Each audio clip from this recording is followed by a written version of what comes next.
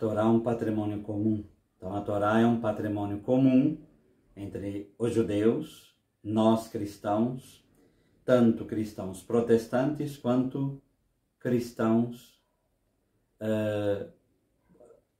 ortodoxos, né? Então, é algo que nós temos em comum. A Torá, então, a lei de Moisés, é esse patrimônio que nós temos em comum.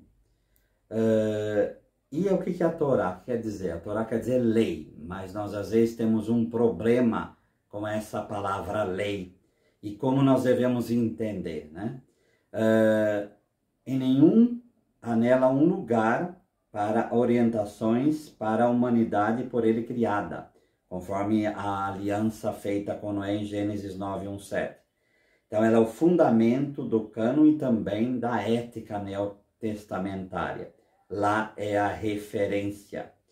A Torá de Moisés, a Torá da Sabedoria, outros nomes como os 5 rolos de Moisés, os 5 quintos de Moisés, ou simplesmente Moisés, ou como a Septuaginta, a tradução grega, vai chamar de Pentateuco, os 5 rolos. Torá quer dizer lei, né? Só que essa lei vem do verbo yará, no hebraico, que é lançar, mas no sentido de jogar, mas aí vai trazer esse sentido de dar para o outro, de jogar para o outro, e aí vai dar o sentido de ensinar, né? Então, quando falar lei, nós temos que ter essa compreensão de ensino, Essa dominação de lei, obviamente, adaptada a nós, não é errada.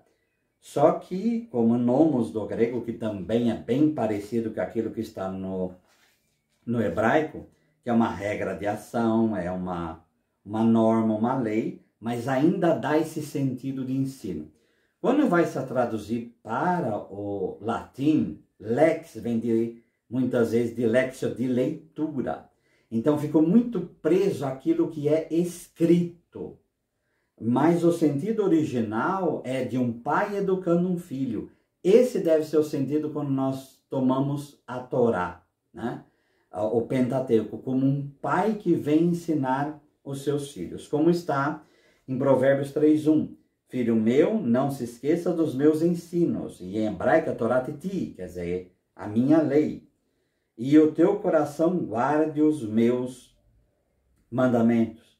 Então, o conceito de Torá, o ensino de Deus, alastrou-se para denominar esses livros de Moisés, se arrastou para toda a Bíblia. Quando Jesus, em João 10:34, ele vai citar, replicou Jesus, não está escrito em vossa lei, eu disse, vós sois deuses, ele não está citando a Torá, ele está citando o Salmo. Porque o nome de Torá, que veio dos 5 livros, se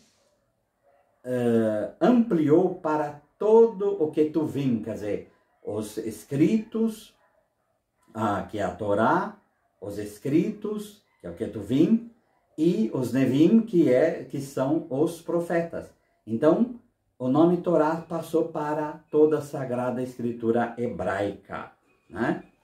E aí, obviamente, o grego na mesma forma, mas o pensamento do Pentateuco como base e que aí toma a Escritura como um todo, né?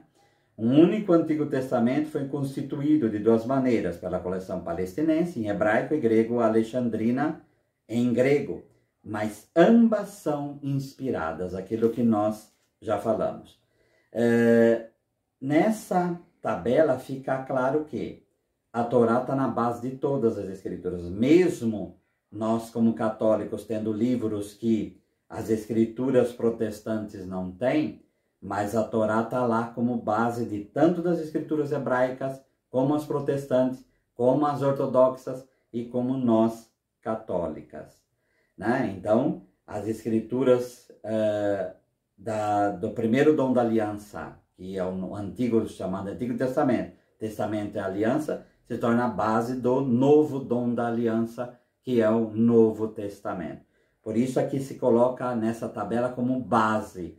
Lá embaixo está a Torá, como uma raiz que é base de tudo isto, né? Então essa é a visão que nós deveríamos ter. A Torá como um ensino de um pai aos seus filhos. e nós queremos ser esses filhos.